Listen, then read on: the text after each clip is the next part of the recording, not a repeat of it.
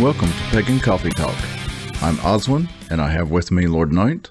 So today, let's talk about tools. Yes. Now, there are quite a few tools, but we're not going to cover all of them. We're only going to cover some main ones that are constantly popping up in questions and YouTube videos and Reddits and things like that. Well, so which ones do you want to cover? The main five? Yes. All right. If we start in the east, you have swords or anthems. Right. In the east, there's a fair association with air and swords and blades anyway. And actually, if you look at all the pictures and stuff that we hear from them, for some reason, there always looks like there's lightning involved. Right. Never sure what the exact implication is on that. No, but there is a theory. There's a theory. I do not know how right this is, but I'm beginning to think that the ancient mineral that was used for a lot of these swords that you keep on hearing people talk about for these special swords, like the Sword of Lu and, Excalibur and all that. Right. I believe the mysterious metal that they used was aluminum. I believe somehow they figured out a way to create it. I do understand, from my understanding, I could be wrong, that there was some small amounts of aluminum floating around in ye olden days. Right. It might not have been as pure as what we're used to now, but it would still have some of the qualities there. Well, and it would stand to reason that all the pictures with the lightning on the swords and the blades and all of that is due to the fact that when you extract aluminum from bauxite ore, it's done through electricity. Oh yeah. I mean, don't get me wrong. Don't get me wrong. Me and Lord Men had debated at one point that the reason that the lightning strikes were shown on swords so much was it could have been part of the tempering process, that they actually put swords on pikes during electrical storms in hopes that they'd get striked. That's very possible. So it's either one of the two theories, if not both. Still not sure which one. Of course, I should say in our tradition, swords are only used by third degrees. And we can't really explain why there's I'm just letting you know, mainly it's third degrees, and normally there's only a temple sword. Most third degrees have their own sword, plus there's a temple sword normally. Then we have staves, which are a second degree mystery.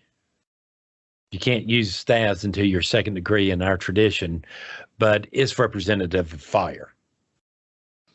There ain't too much you could say about that. Now, the spears were more decorative than actual used spears. Staves are associated with south, which is fire. Okay, and that includes spears and wands. Spears, wands, and staves. Okay. And staves in our tradition are a second degree tool. So nobody with first degree can actually use a staff. You can use a wand, but you can't use a staff. Strange, ain't it? So there's mysteries there. There's mysteries there. Yes, there are. Let's see. The spears are normally carried, and like I said, they're more decorative than they are actual use spears. Does that make sense?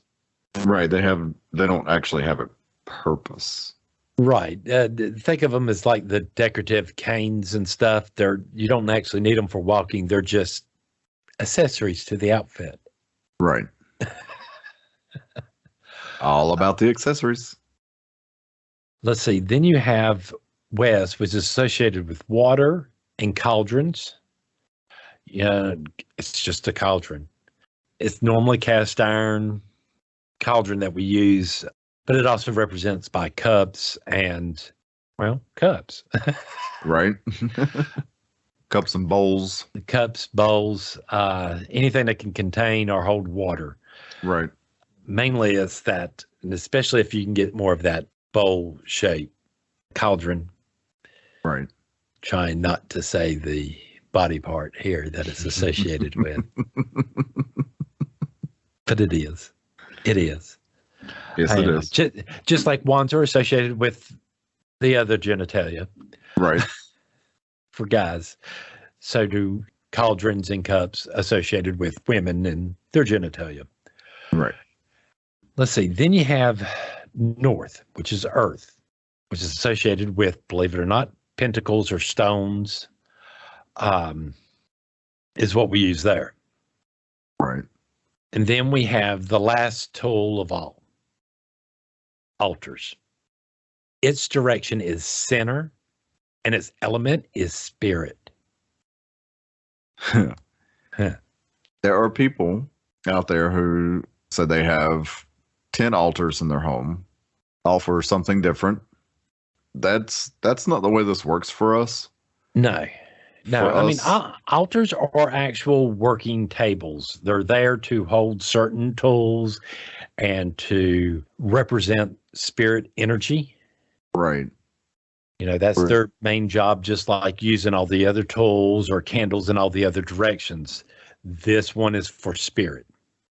What you're talking about are those altars where people are sitting there going, I got an altar to all the Celtic deity or all the Roman deity, whatever, in their homes where they got like 10 of them. Those are less altars to me and more monuments or what did you call them? Or shrines. Which I really wish they would either call them shrines or monuments and not altars. Altars to me are actually tables that are specifically made to use in ritual space. Right. Regardless if it's a church or whatever, these are altars. They serve a function. Does that make sense? Well, it does to me. But, you know. I don't see why anybody makes this so complicated. But yeah, the actual altar is a tool. It represents an element just like the other ones do. Right. And I never hear anybody talk about that when they talk about altars. No, here, let's make it pretty. Let's do that. I don't have a problem if you want to be Martha Goodwitch and do your decoration and all that. I would prefer y'all to use the correct words. Right. I mean, to me, if you've got a bunch of stuff on your altar, it's not functional. What? No. It's just decorative, and then it's not an altar anymore because you can't use it. You can't use it because you got all this stuff on there. But then on the other hand, if you got all this stuff on there and it's all dedicated to Venus, to me, this is a shrine to Venus. Right. Can we just use the right word and quit using the word altar? Part of this is about us using words correctly. Just like, we still got problems with people going around trying to say warlock's male witch. It's an oath breaker. It means you're a liar. It means you can't keep your word. That means if you sit there and you promise to do something for your spirit or your thought form or whatever, and you don't, and it goes away, you broke your word. Your magic no longer works. You are absolutely useless, and you have to rebuild up that whole entire trust of truth that you can keep your word. Went off tangent there, didn't I? Just a little bit. Yeah. There's a whole nother episode on that we've already done.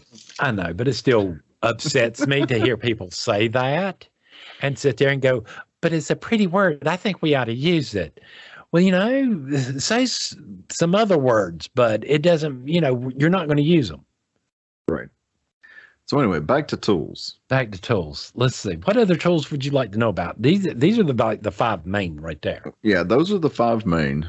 But we also have... Let me go ahead and mention this while I'm thinking about it. Notice that the tools that are associated with West and with Earth are not ranked tools. Right. Only the sword and the staves are. And is there a reason for that? There's mysteries behind it in which you got to learn, but not going to discuss those here, but go ahead. Okay. All right. Now, I just want to make sure everybody understands that these are the only places, and we mentioned them there, but We didn't on the other ones because there's no rank to use these, as far as I know. Right, and that's in our tradition. That's in our tradition. May not be the same for everybody else, but that's in our tradition. Just making it clear. Making it clear. I know other traditions do other things. Right? Not my tradition. So yeah, as far as tools go, I mean, there are some other things that we consider tools that I don't know if everybody else does. Well, you've got like your Book of Shadows. Yes. Your grimoire. Yes.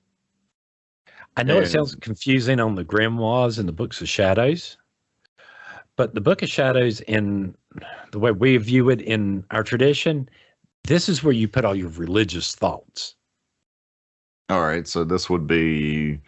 Well, the best way to start off the Book of Shadow is to find a 3-ring binder, put some pages in there, go to the first page and say, today I believe, and start putting what you believe and why. Okay. That's it. That's how you make a Book of Shadows. Good place to start. Good place to start. Your grimoires, on the other hand, are a record or a journal of your spells. When you cast them, how they worked, what you did, what you didn't do. Is it possible to combine the two? It is, but it's a little bit easier when you're collecting data on the spells for you. I would want to keep that in a separate book.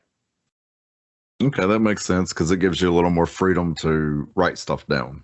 Write stuff down specifically about the spell. That way you can go look at them. If you get them in your Book of Shadows, you might have a section on reincarnation or another section on certain things that you want to do in ritual and then a spell. Okay. So that means to find the information on the spell, you've got to go through all this other stuff that has nothing to do with spell work.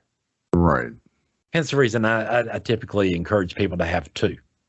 One for just spells and one for what I believe, your Book of Shadows, what you believe. Hate to be this way. I even believe in a third one so you can do your dreams or meditations and stuff and write stuff in there. Well, I mean, that makes perfect sense to keep it all separated. Right, because again, one's your spirituality, one's your spell work, whatever. And then the other one, your one for meditation, that's your psychological stuff. That's your emotional and psychological stuff. This is not stuff that I would not want to leave it sitting out on the table and just let anybody go through it, because this is more personal, very personal and private stuff. Right. This is where you're sitting there going, and today, dear diary, I had a dream about Matthew Broadwick.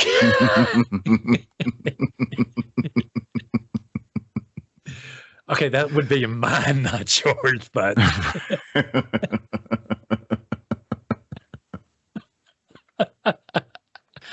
Oh, good Lord. Again, doesn't make sense for your Book of Shadows because, again, somebody reads on my death, my Book of Shadows goes to, of course, to our temple. And I'd hate for somebody in temple to look at that and going, why does he talk about Matthew Broadwick all the time? Right. What does that have to do with Danu? What is this? This makes no sense. Well, it's not going to make sense anyway, but that's beside the point. Again, no, your Book of Shadows might not make no sense to anybody but you. Right. Because again, there's been a fear, and me and Lord Men used to joke about this all the time, that we're going to write something down in a Book of Shadows or our grimoires or something like that one of these days. And it's going to be something we're not paying attention for, where I'm like making out a grocery list on, the stuff I need to make chicken salad. Right. And that 50 years from now, they're going to be sitting there going, here's the holy chicken salad recipe. We have researched all the herbs and stuff he put in there, and we have all the correspondence. It's chicken salad, people. He was such a great kitchen witch.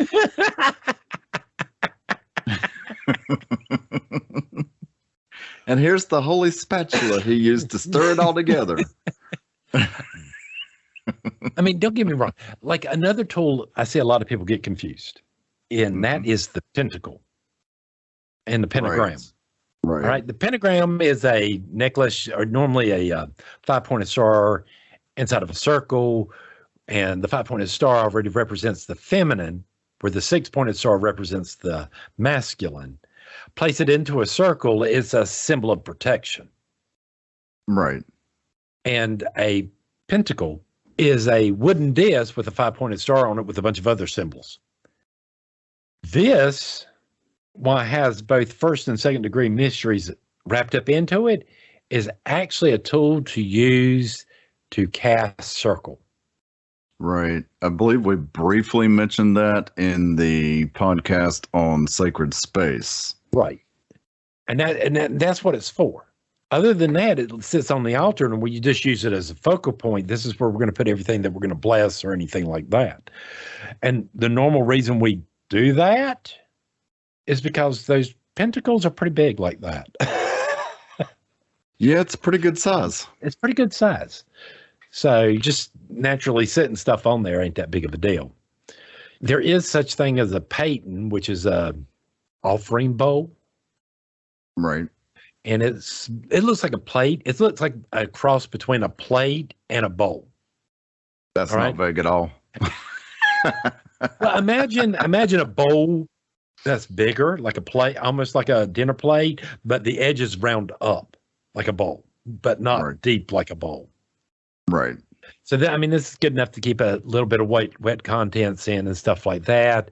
We normally use a paten to put, a little bit of wine, some of our cakes from our cakes and wine ceremony at the end of ritual, and matches and all other stuff. And these contents are normally emptied outside after we're done. Right. So return everything back to the earth from which it came. Exactly. So, and if the Tuatha want a squirrel to come by and to take that food away for them, they're more than welcome to do that. Right. That's their prerogative. I'm not going to stand out there and, especially out where, we live, I'm sure in the world ain't going to sit there and try to, run away all the squirrels, raccoons, wild turkeys. No. that we got around here. And deer.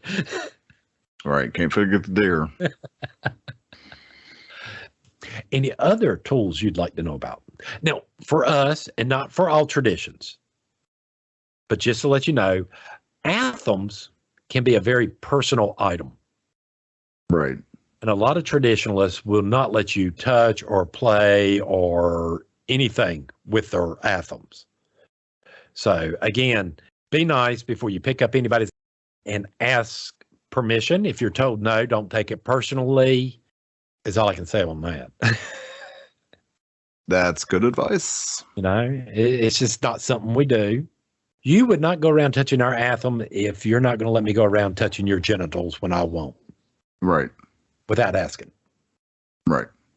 Did I say that right? I believe so.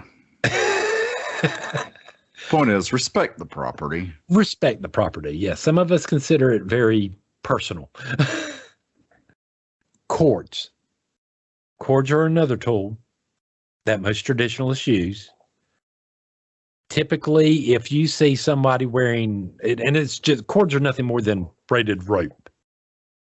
A certain length, some have certain knots in them, some don't. But if they're all white, more than likely you're looking at, and they're wearing all white cords and maybe a robe, more than likely they're probably a neophyte. If it's all red, it's first degree. Typically, one single color. At second degree, we use white and red, but in other traditions they might use two different colors. Then you have third degrees in ours, which use three different colors. We use green, red, and white. So just to let you know, if you go to a more traditionalist area and you actually see people wearing their cords, that's going to be how in the world you're going to pretty much figure out what degree somebody is. Right. They kind of help you out. I can't say the same thing for the if you see somebody with a sword or a staff, because other traditions do things differently. All right. Well, what about technology? Technology in ritual space is never good. And it's normally because the technology quits working after being in ritual space.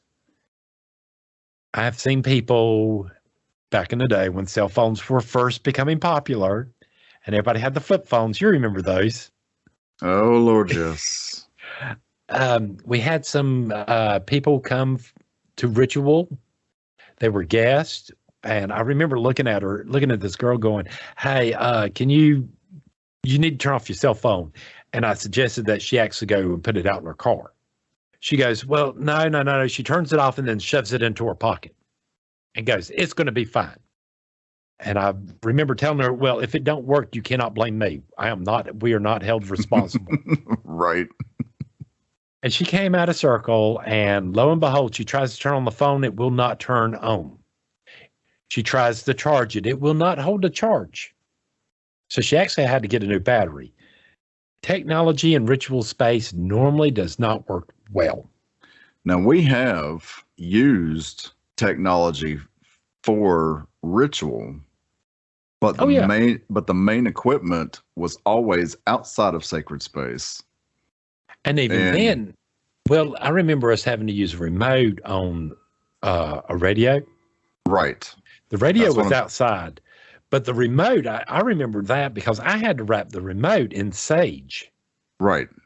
To kind of insulate it from the energies inside circle. Hey, a real good use for sage. Absolutely. It's an insulator. So, but yeah, I mean, there are ways you can get around it, but it ain't easy. No. I remember Lord Man telling me about a circle. An actual physical circle he did somewhere where he actually he dug up stuff and put a pipe under there, wrapped it up in sage, reburied it so he could run speaker wires from the center of the altar outside so he could control it. Oh, yeah. You remember him telling you about that? Uh-huh. The lengths we had to go through to isolate us from technology when we're in circle. I know. And what a lot of people don't understand, believe it or not, another tool that we sort of try not to use, but is there, are timepieces. Mm-hmm. So, like, we would actually even have to, like, we have one of the wind-up clocks. Right. That chime, we actually have to turn that off and actually cover it up, or at least turn it backwards. Right. So we actually even cover up clocks during rituals. Right, because you don't want anything distracting you from what it is you're doing inside of sacred space. No, you don't want to be there inside a sacred space and look and be staring at while somebody's staring at the clock. Right. Anyway, that's annoying, and you sure in the world don't want to do it if you're the high priest or priestess or the person leading ritual. Right. But now, as far as technology as a tool, you can still use it. I know a lot of people nowadays are transferring their Book of Shadows and their grimoires to their computers, their laptops. I don't have a problem with this. If that's what you want to do, I mean, I'm not saying don't do that, but I'd still would want to keep a hard copy somewhere. Right. Because, at the end of the day, when you pass away, they might not have your passwords to everything. Right. They may not have access. Right. And if you're wanting to leave this to somebody, you'd probably want to leave it in a hard copy or on a flash drive or something that they got access to. Now, I know, not getting too much into my business, but I'm in a lot of pain a lot of times. And I know I went to an appointment in which me and the doctor actually talked about them inserting an electronic device in me. Mm-hmm. And this is the only place where I would say that the witch community or religion would be the only place, this would be the only time we'd go, no, you can't do that. Right. And a lot of people are going to say, why? Well, it's back to that conversation we just had. On electronics. I mean, because electronics, right, inside a sacred space is not a good idea. It's not a good idea. And especially, I mean, and inside your body. I mean, how many times would they have to replace this device because of exposed to spiritual energy over and over again, and it's either died or quit working? Absolutely. You don't want to go through that. Trust me, sitting there and trying to explain that to your doctor, It's not an easy task. You should see the look. No, then I can never go into ritual space again. I mean, don't get me wrong. I guess we could be doing ritual space wrong, but I don't think so. The energy seems to be pretty good in our rituals. Just I a think little so. intense. I think so. Well, it depends on who's there and what they're used to and what they're not. Any other tools you would like to discuss that you've heard people talk about? No, I believe that's the main part of it. All right.